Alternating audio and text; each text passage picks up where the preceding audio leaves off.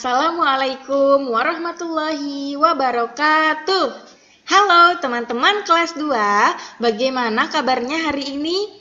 Bunda harap semoga teman-teman semua selalu dalam keadaan sehat walafiat dan masih tetap semangat belajar di rumah. Teman-teman, hari ini kita akan belajar tematik. Tema 5 dengan tema pengalamanku. Subtema 1, pengalaman anak soleh di rumah.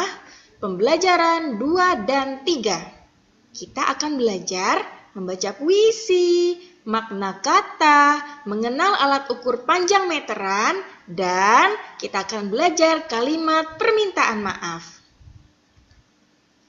Tujuan pembelajaran kita hari ini, pertama, melalui kegiatan membaca puisi, siswa dapat menjawab pertanyaan dengan tepat.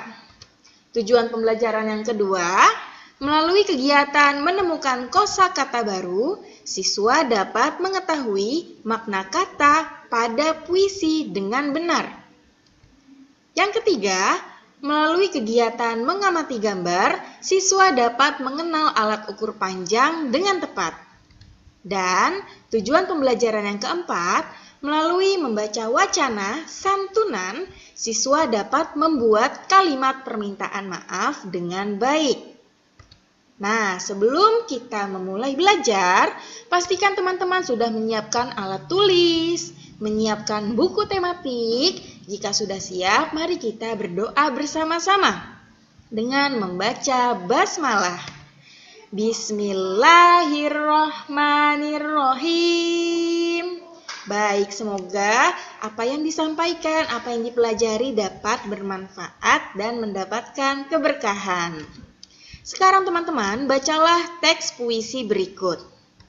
Nah, di sini ada puisi dengan judul Tanah Airku. Puisi karya Haris Rahmat Nugraha.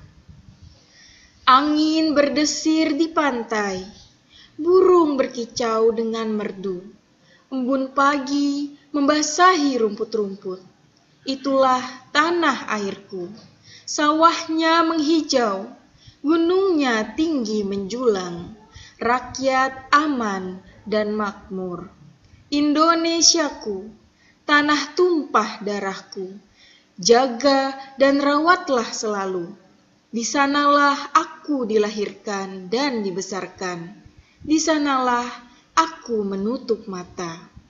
Oh, tanah airku tercinta, Indonesia Jaya. Nah, teman-teman, tadi sudah membaca puisi yang berjudul Tanah Airku. Teman-teman bisa coba baca sendiri di rumah ya. Sekarang jawablah pertanyaan berikut. Apa judul puisi di atas? Oke, siapa yang tahu? Ini mudah sekali teman-teman. Judul puisi di atas apa? Betul, Tanah Airku. Pertanyaan kedua, siapa pencipta dari puisi di atas? Nah, ada satu nama nih teman-teman yang menciptakan puisi. Yap, yang menciptakan puisi ini adalah Haris Rahmat Nugraha. Pertanyaan ketiga, di manakah pencipta puisi itu dilahirkan dan dibesarkan? Coba teman-teman bisa lihat di sini. Indonesiaku, tanah tumpah darahku, jaga dan rawatlah selalu. Di sanalah aku dilahirkan dan dibesarkan. Di mana teman-teman? Di Indonesia. Oke, ini teman-teman bisa buka halaman 12 ya. Di sana ada teks puisinya. Sekarang coba teman-teman perhatikan puisinya, perhatikan teksnya. Kita akan mencari kosakata dan kita akan belajar makna katanya. Coba di teks puisi, kata pertama, tanah air. Oke, kita akan belajar makna dari kata tanah air. Yang kedua, kosakata yang kedua adalah rakyat. Ya, kosakata yang ketiga kita cari lagi apa ya? Oh, rawat. Yang terakhir, kosakata selanjutnya menutup mata. Nah, teman-teman, di sini kita akan belajar makna kata dari tanah air. Tanah air itu apa sih? Nah, tanah air itu adalah negeri tempat kelahiran. Misalnya teman-teman lahir di Indonesia, berarti teman-teman memiliki tanah air Indonesia. Negeri tempat kelahirannya itu tanah air. Yang kedua, makna kata dari rakyat. Rakyat itu artinya penduduk suatu negara. Rakyat Indonesia berarti itu adalah penduduk, orang-orangnya yang tinggal di negara Indonesia. Itu disebut dengan rakyat. Kosakata yang ketiga, rawat. Rawat itu artinya adalah pelihara, urus, atau jaga. Jadi jaga dan rawatlah selalu. Jadi kita harus memelihara, mengurus, dan menjaga negara Indonesia. Seperti itu maksudnya. Kosakata yang terakhir adalah menutup mata. Menutup mata itu artinya mati atau meninggal atau wafat. Nah, menutup mata ini arti maksudnya dari puisi yang di sini teman-teman ya. Di sanalah aku menutup mata. Jadi maksudnya itu menutup mata artinya adalah mati, meninggal, atau wafat. Seperti itu teman-teman ya. Ini ada di halaman 15. Selanjutnya kita akan mengukur benda-benda di sekitar. Salman membaca buku kumpulan puisi. Nah, tadi kan baca puisi ya. Salman sangat tertarik dengan buku tersebut nih. Kemudian Salman memperhatikan bentuk buku. Buku adalah suatu benda yang dapat dihitung panjangnya dengan menggunakan penggaris. Teman-teman punya penggaris di rumah ya? Salman ingin mengukur panjang dari buku tersebut. Salman mengukurnya dengan penggaris. Penggaris atau sering disebut dengan mistar adalah salah satu alat ukur panjang.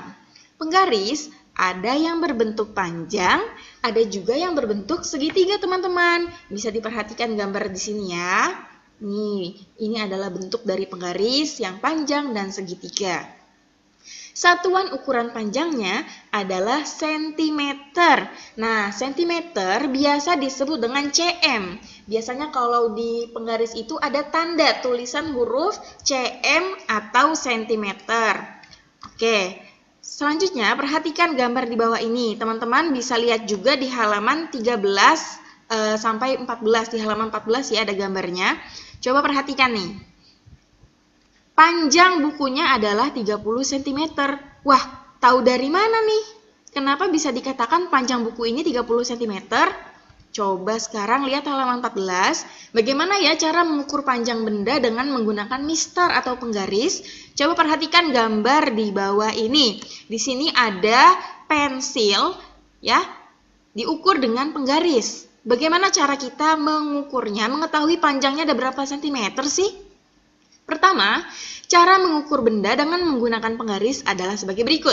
Pertama, taruh salah satu ujung benda yang akan dihitung mulai dari angka 0. Nah, nih teman-teman nih. Letakkan ujungnya di angka 0. Coba, kalau bisa praktikan ya. Lalu yang kedua, lihatlah angka yang ada di ujung benda yang satunya. Nah, yang di sini nih teman-teman. Angka tersebut merupakan panjang benda. Coba kita lihat. Dari gambar tersebut, maka panjang pensil adalah, di sini kita mulai dari angka 0, kita lihat ujung satunya lagi berada di angka berapa ya teman-teman? Yap, 20 cm. Nah, sekarang coba hitunglah panjang pensil yang kalian miliki. Apakah ukurannya sama atau berbeda? Selamat mencoba! Ketelitian dalam menghitung sangat berguna agar kita dapat lebih berhati-hati. Hidup dalam ketelitian sesuai dengan perintah Allah Subhanahu wa Ta'ala. Sesungguhnya Allah telah menentukan jumlah mereka dan menghitung mereka dengan hitungan yang teliti. Quran Surat Maryam ayat 94. Oke, sekarang buka halaman 20, teman-teman bisa lihat. Bacalah wacana di bawah ini. Teks bacaan santunan. Selain pawai Muharram, Warga komplek rumah Salman juga mengadakan santunan untuk anak yatim piatu dan duafa. Anak yatim piatu dan duafa yang diundang adalah mereka yang tinggal di sekitar kompleks. Salman dan teman-temannya diminta pengurus RT untuk membawa perlengkapan sekolah yang baru. Perlengkapan sekolah itu akan dibagikan saat santunan. Jono lupa membeli perlengkapan sekolah yang diminta oleh pengurus RT. Jono meminta maaf kepada pengurus RT. Nah, teman-teman, apa kalimat permintaan maaf yang Jono ucapkan kepada pengurus RT? Coba ya, buatlah kalimat permintaan maafnya. Di sini Jono mau minta maaf. Kira-kira gimana ya, teman-teman? Jono berkata seperti apa ya? Maafkan Jono, Pak. Saya lupa membeli perlengkapan sekolah. Nah, itu yang dikatakan Jono kepada Pak RT. Lalu Pak RT menjawab, baiklah, tidak apa-apa Jono. Nah, itulah cara meminta maaf ya teman-teman. Gunakan kata maaf, gunakan kata yang baik dan sopan. Maafkan Jono ya Pak, Jono lupa membeli perlengkapan sekolah. Seperti itu. Nah, sekarang kita akan mengenal alat ukur panjang meteran. Setelah meminta maaf kepada pengurus RT, Jono ingat buku yang dipinjamnya dari perpustakaan masjid. Nah, buku itu berjudul Mengenal Macam-Macam Alat Ukur. Di dalam buku Mengenal Macam-Macam Alat Ukur itu dituliskan bahwa selain penggaris, ada banyak alat ukur lainnya seperti meteran. Meteran biasanya digunakan untuk mengukur benda yang cukup panjang dan besar. Misalnya, mengukur tanah, tinggi badan, panjang kayu, kain, dan yang lainnya. Nah, ini ada contoh gambar dari roll meteran. Jadi meteran itu ada roll meteran, ada juga pita meteran. Bentuknya itu berbeda teman-teman ya. Nah, tapi fungsinya sama-sama untuk mengukur. Dan yang ketiga ada stature meter. Ini fungsinya untuk mengukur tinggi badan. Nah, teman-teman sudah tahu ya, di sini jenis-jenisnya nih, roll meteran itu biasanya dia akan berputar gitu teman-teman di satu tempat ini. Nih, jadi rapi. Bentuknya juga lebih kaku dia. Nah, kalau pita meteran itu bentuknya seperti pita dari plastik.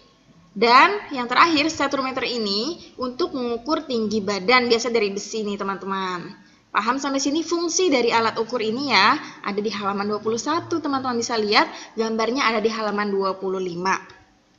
Sekarang kita akan menentukan alat ukur yang tepat. Pertama, ada sebuah penggaris. Kira-kira nih teman-teman ya, benda-benda apa saja ya yang bisa diukur menggunakan penggaris? Ada yang tahu? Ya, botol minum. Coba sekarang teman-teman ambil penggaris, bisa nggak botol minumnya diukur pakai penggaris? Cukup nggak? Yang kedua, pulpen. Pulpen bisa dihitung, bisa diukur menggunakan penggaris. Buku juga bisa diukur menggunakan penggaris dan penghapus.